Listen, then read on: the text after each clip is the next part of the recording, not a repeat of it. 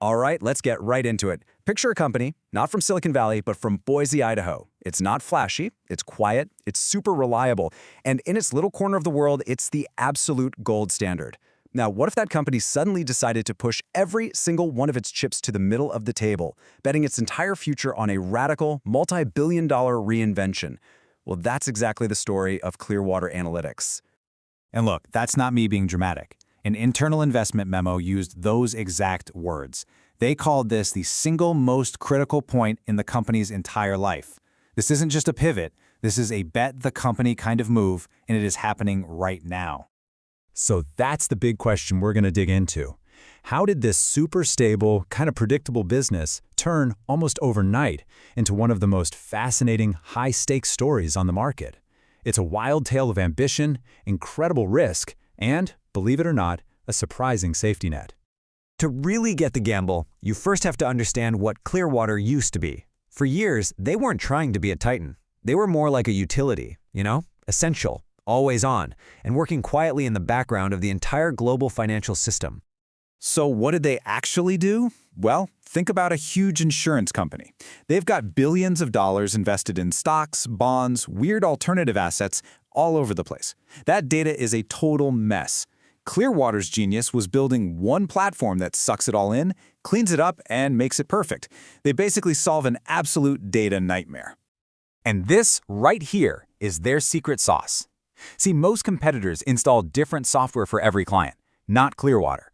All of their clients, all 1,300 of them, are on the exact same system.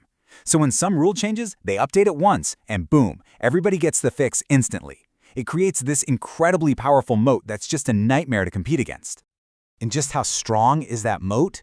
Well, their gross revenue retention is 98%. That is world-class. To put it simply, once a company goes through the hassle of moving all their financial plumbing onto Clearwater's platform, they almost never, ever leave. It's just too painful to switch. That is a definition of a sticky business. But that stable, predictable, sticky business, well, it wasn't enough. Management decided that the only way to get real growth was to move out of the back office, reporting on what happened yesterday, and into the front office. We're talking active trading, risk management, and making decisions in real time. And they decided to do it all at once, in a big bang. So in 2025, they went on an absolute shopping spree. They dropped $1.5 billion on Infusion to get into trading. They bought Beacon for high-end risk analytics. And they even picked up a platform from Blackstone to help manage complex private deals. This wasn't a gradual shift, folks. It was a revolution, practically overnight. Now, here's why they did it. This was Clearwater's world before they started writing checks. Their potential market for their core business was a really solid $10 billion. A fantastic business, for sure, but one with a very clear ceiling. But the price of smashing through that ceiling? Whoa, over $2 billion, spent in a single year to totally remake the company from the ground up. This was a massive, debt-fueled bet on a whole new vision. And here is the prize thereafter. With those three companies, their total addressable market, or TAM, more than doubled. It shot up to over $23 billion. The potential reward is just enormous, but it all comes down to one thing: making these very different pieces actually work together as one. And that brings us right to the core conflict, the central drama of this whole story. Did Clearwater just build a new industry titan, a true one-stop shop for managing money? Or did they just create a Frankenstein's monster, a clumsy mess of stitched-together parts that can never really work in harmony? This really creates two very clear and very different possible futures. The dream, the Titan vision, is to become the go-to platform for mid-sized firms, sort of a nimbler, more modern version of BlackRock's legendary Aladdin system. The nightmare? The Frankenstein risk, that these expensive new toys never truly connect, leaving clients with a clunky, broken, and frustrating platform. And the risk isn't just on a PowerPoint slide. It is deep in the code. We're talking about a fundamental clash of technologies. Clearwater's original system was built for next-day accuracy. Infusion, the big trading platform they bought, was built for instant, real-time speed. Trying to get a Java-based accounting engine to talk flawlessly with a C++ trading engine, well, that is a monumental software engineering challenge. So by making this big move, Clearwater is stepping into the ring with a true heavyweight champ. BlackRock's Aladdin platform is the undisputed king for the world's biggest banks and asset managers. Now, Clearwater isn't trying to beat them head-on.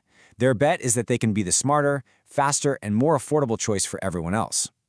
Now, with all of this risk, the technical challenges, the new competition, you'd expect investors to be pretty nervous, right? But here's where the story takes a really fascinating turn. An unexpected player has entered the game, creating what a lot of analysts are calling a safety net for the stock. So the theory on Wall Street is that several very large private equity firms are watching Clearwater like a hawk. The idea is that if the public market gets too spooked by all this integration risk and the stock price falls too far, a PE firm will just step in and buy the entire company. It basically creates a potential floor under the stock price.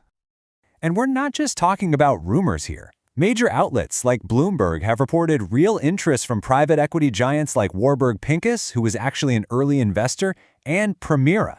This tells you that some of the smartest money on the planet sees a ton of core value in Clearwater's business, even with all this new risk they've taken on. Okay, so where does all this leave us? We've got a company making a huge, high-risk bet. They're facing massive technical hurdles and tough new competitors, but they're also being backstopped by these potential buyers. Let's break down the numbers and see what the future might hold. What's just incredible is how well the business is performing financially, even during all this chaos. They're posting 77% revenue growth while maintaining a 34.5% profit margin. Now, in software, there's a benchmark for elite companies called the Rule of 40. Your growth rate plus your profit margin should be over 40. Well, Clearwater is scoring over 111. That's not just good, it's a sign of an exceptionally healthy business firing on all cylinders. So it all kind of boils down to three possible paths forward. Analysts see about an 80% chance of a positive outcome. That's split pretty evenly between two scenarios. Either a PE firm buys them out, probably for a nice premium, or the company actually pulls off this tricky integration and the stock rises on its own merit. The bear case, where the integration is a flop and then private equity guys walk away, is seen as the least likely scenario, but it's still a very real 20% risk. And so that is the multi-billion-dollar question hanging over this company. Is this the birth of the next great financial technology platform, a true giant in the making? Or is this going to be a cautionary tale about a great company that just bit off way more than it could chew? For Clearwater Analytics, the gamble is on, and you can bet the entire market is watching to see which card gets turned over next.